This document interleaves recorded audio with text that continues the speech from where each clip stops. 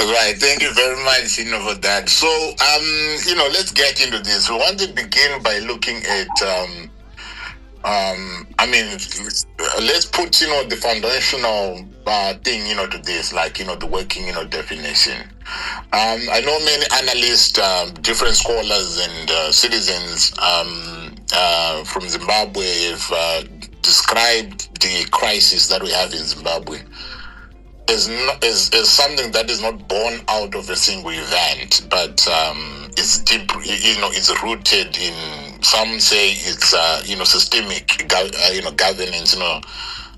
Crisis underpinned by things to do with weak constitutional culture, concentration of power, fragile institutions, cycles of disputed elections, limited accountability mechanisms. You name it. So, if you can begin by defining this Zimbabwean crisis, for us, what does constitutional crisis mean to you as a citizen? Thank you. Can you still hear me? Yes, I can still hear you. Go ahead. Yeah. No, thanks. I think it's very, very important that we discuss the national crisis. Very important because we are at a time where we are moving towards a one-party state, which is very worrying because it's really disempowering a lot of institutions, disempowering our constitutions, disempowering our citizens. We now have institutions that don't have the legitimacy of the people, and the kind of politics that the regime in Harare is advancing is politics that manufacture legitimacy and so forth. But what is even more worrying for me is not what is happening to us or what is happening to the alternative. What is even more worrying is the balkanization of the alternative.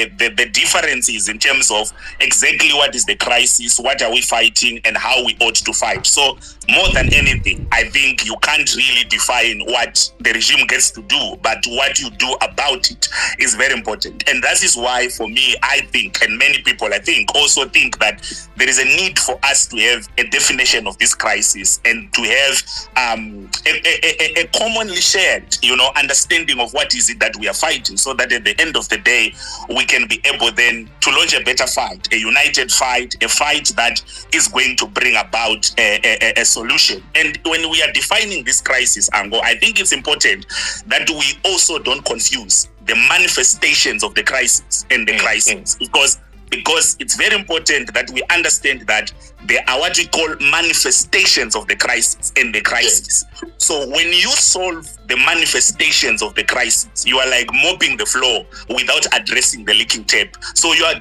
going to be turned into a nation of fighters, a nation of actors. Unfortunately, fighting and acting, that never ends, where you are never going to arrive at a solution because you are not addressing the leaking tape. You are just mopping the floor. So it's very important that as we are fighting, we understand that what is the root of this crisis, right? We have so many problems in Zimbabwe today. To young people, the problem is unemployment. We have problems of poverty. We have problems of drug abuse. We have problems of high cost of education that our parents cannot afford, since most of them are living under poverty datum line. You go to the whole country, there's a problem of violence. We have a problem of elections. We have a lot of problems. We can even have a whole year just to discuss the manifestations of the crisis in Zimbabwe. But so it's important that we don't confuse the crisis, the symptoms with the crisis.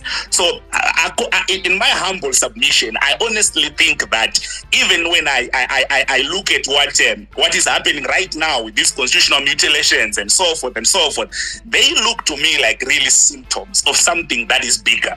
And in my own understanding and the research that I've tried to do, I've come to a realization that at the center of our crisis is really the issue of discredited, disputed, contested national processes and outcomes. We have a serious challenge in terms of how do we get to select the leaders in our country. That is why you see we have a problem where we kill each other during the selection process. We rig each other during the election process. There's a lot of thievery. There's a lot of our national processes are really compromised. And when you have national processes that are compromised, you're also going to have the outcome that is compromised. Because once people doubt an electoral process, you cannot then expect them to believe in a leader who is an outcome of a flawed electoral process. So once you have a discredited process, you also have a discredited government, because the leaders who are going to be born out of that discredited, disputed, contested electoral process are also discredited, are also disputed. So we have disputed national processes, disputed national outcomes, disputed government as well. That's why you see there is a debate in Zimbabwe as to whether we have a government or we have a political party that has made itself a government, because there is a discredited electoral process which has given us a discredited outcome, a discredited government. And whenever discredited government, it does not stop there.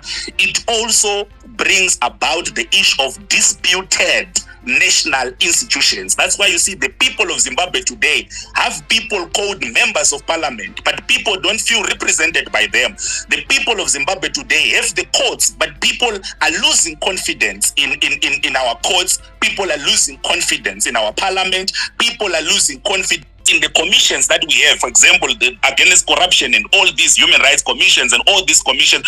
But people lack trust. Why? Because it's disputed. It's born out of a disputed process, disputed outcome, disputed government, disputed institutions, and policies as well become disputed, because when an electoral process is disputed, you also then have the policies that are disputed, because you begin to have a policy saving a party more than the nation. So I say this because it's important, because when this issue is raised, certain people who then, for example, if it comes from President Chamisa, certain people say, at 2023 and 2018. It's not about Nelson Chamisa. Actually, Nelson Chamisa is a baby to this crisis. He just came recently in 2018. It started even way back. There was a contestation of people like Mugabe, the Joshua Nkomos. It was dramatized by Robert Mugabe and Morgan Tsvangirai. I was born, I think I was in primary school in 2008. I was watching our headmasters, our teachers being beaten just for holding a political perspective and voting Morgan Tsvangirai there. And then you get from there. Then, of course, it is coming in together with the President Chamisa. The same crisis continues. So, right, for people to then narrow it to President Chamisa, who is a baby in the presidency of 2018, yet we have incidences of such before. It was number one, unfair. Number two, it also robs citizens of their agency, where we begin to centralize this around a man. Yet our citizens have been robbed since 1980. Our citizens have been looking for this since 1980, when President Chamisa has not even been there, appeared in the presidency and so forth. So that for me, Gerard, is the crisis of our country. And unless and until that is resolved, we are always going to have the problems that we are experiencing today. Why? A steady party-state conflation will continue, because when an electoral process is not a true reflection of the will of the people, it's going to give us a political party saving itself. Number two, the mutilations of the constitution will also continue as a symptom of that crisis. Why? Because it is only a government that is a true reflection of the will of the people. It is only a government that has passed a legitimate test, that has come from the people, that will be able to respect the will of the people and go through a referendum. That is why I therefore say, if we define this as a crisis, you will then begin to see, Ango, that there won't be this manufactured pseudo debate that people are trying to create between those who say there's no constitution to defend and there is a constitution. That is not a debate, because the mutilation of the constitution is a manifestation of crisis. Those who say there's no constitution to defend are simply also speaking to a government of the day that has not been able to respect the constitution. If anything, these comrades must come together and put up a bigger alternative that speaks to the symptoms of the crisis and the crisis. But you know what?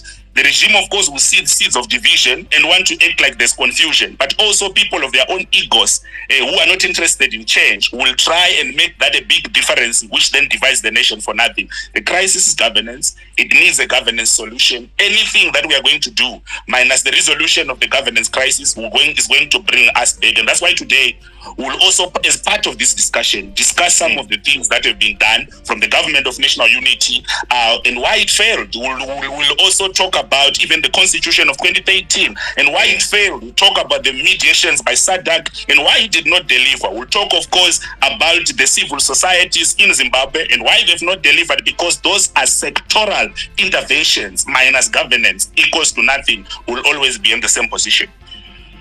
Right. Yeah, thank you very much, for that. You've covered, the aspect of the manifestations of the crisis, and you've, rightly, defined them in real terms. And these are some of the things that most citizens have always, raised. You spoke about the disputed, elections and the contested, legitimacy that is, that has been with us ever since, the birth of this so-called second, republic. We've got weak separation of power with blurred lines between party and the state. We are dealing with selective application of the law. We are dealing with erosion of independent institutions, the shrinking of the civic space, economic instability that is linked to the governance uncertainty, public mistrust, and all those things. All these manifestations, they are not abstract. They are key in shaping our livelihood, opportunities, and our national, confidence. So in your own view, when we are talking about these manifestations, because right now we are trying to be finding a solution to this constitutional crisis that is about, before us. The thing of, changing, things in the constitution to suit, certain, individuals. So, briefly, in your own, in your own words, which of these manifestations do you believe or do you think are the most urgent to be addressed, and why? Thanks. I have something to say to that. So the manifestations are many. And constitutional mutilation is one of those, as you rightly say. But I honestly feel the most urgent is for me not even the constitution and all these things that we are talking about. The most urgent must address the balkanization of the alternative, because you see, all these things will be easy to solve if the alternative speaks one language. Because you see, it does not matter, Ango, to address these manifestations before we address ourselves. There is a lot of division within the alternative. That's why you have 7 press conferences of people who have never talked before the conference, because they've not resolved their own differences. So honestly, with immediate effect is a genuine unity of the alternative, which is going to be the weakness of the regime, because when the alternative begins to speak one language, so that is for me very urgent. Because what happens when you have those discredited processes and so forth is that there's going to be continuous work to balkanize the alternative, so that at least we don't speak one language and we don't speak with one voice. So what I say, Ango, is that I do not think that we must unite around a manifestation. Why? Manifestations come and go. Let me give you an example. There was something called Vienna Settlement in history when the European powers met to deal with the problem of Napoleon Bonaparte after the Bonaparte Wars, for those who started the foreign policy of Napoleon Bonaparte. And they united around that. Now Napoleon was dead and was no longer there. You realize that there was a problem within the Vienna Settlement because they had united around an individual. And in the absence of that individual, there was no more reason for unity. I think that Zimbabweans in the alternative must unite not around a manifestation.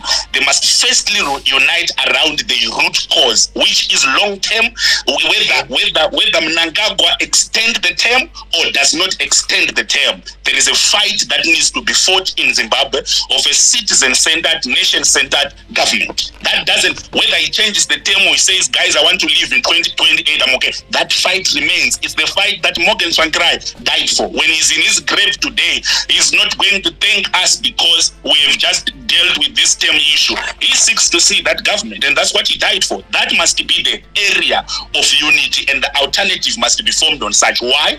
so that we don't form a reactionary alternative that always works on the schedule of what the regime does. We have a clear revolutionary alternative that has a goal which is not predicated by what the regime does. It is not just a reactionary or an opposition thing. It's a true alternative focusing on a clear agenda, number one. Now, these manifestations, you are going to also see that there's something that we call manifestations of a political organization. So when we are united, then we can then begin to have some of our people, for example, from that same movement of a governance crisis, for example, enter into civil society and do certain work that they are doing around the constitution. Some in universities conscientizing young people to have the right mindset about the crisis in the country. Some in human rights organizations, some in other, but you belong to one big family. Instead of uniting around the crisis, what if Mnangagwa wakes up and say, I'm a constitutionalist for sure, I'm not taking this thing? Have we succeeded? No, we have not. Even if ZANU-PF brings another person, there's no success there. Success is always, people must not forget that governance crisis which goes beyond Mnangagwa or any other person. It's a serious crisis that has to be fought. That for me, Ango, I think it's urgent that the alternative is united around a long-term and root cause of the crisis. Now, it can go and fight, just let me land here. It can go and fight manifestations and whether lose or win, but still come back to a thing that is bigger than just a challenge of today. Because these things of uniting around, I'll give you an example. We have united before around elections. We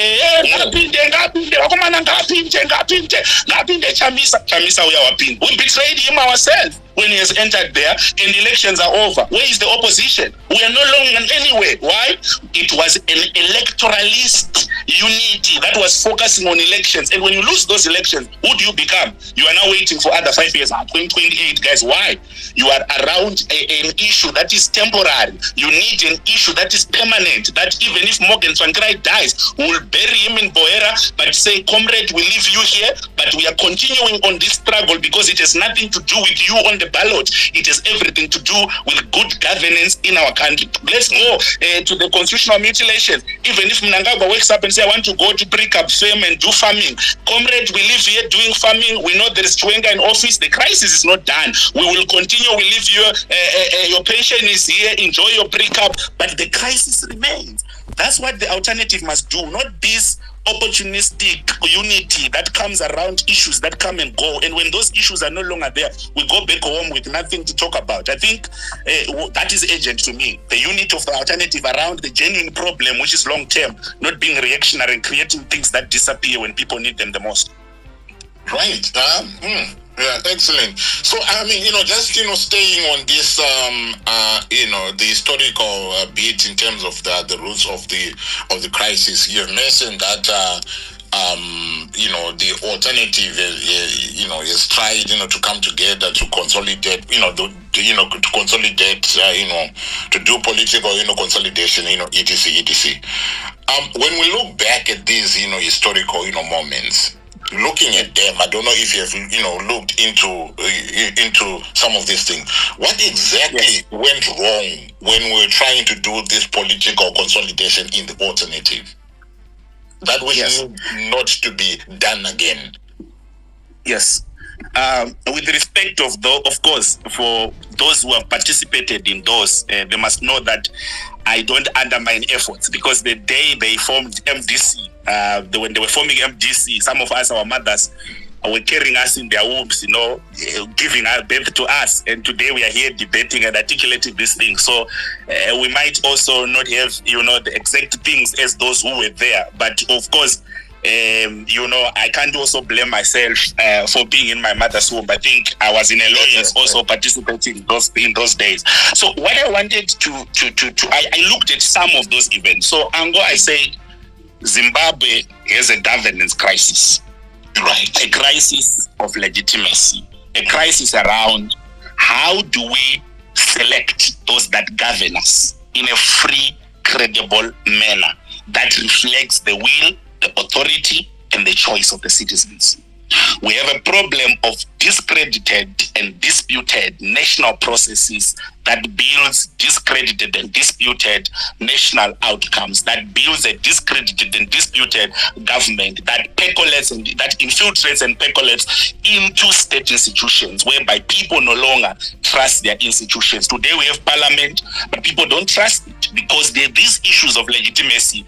It's not just about the president, it's about the infiltration and the percolation of such into institutions that matter, where people no longer trust their own institution. The death of legitimacy, the death of social contract. So that, for me, is a serious crisis that needs to be resolved. Bigger than 2018, bigger than 2023, bigger than 2008. It stretches back into history. So that's, for me, as long as that crisis for me is not resolved, all other sectoral interventions are going to be let down by such. So I'll give you, for example, so there are few I've picked to try and demonstrate the argument that I'm trying to make. So there is the Constitution, for example. Let's talk about it. 2018. What a good achievement of the alternative, to come up with the Constitution for our country, Bill of Rights there. We have our rights in the Constitution, presidential limits in the Constitution, separation of powers, and all these things. But you know what, Ango? I read that Constitution when I was doing my master's at Nelson Mandela School of Governance. Very good. Of course, there are certain areas.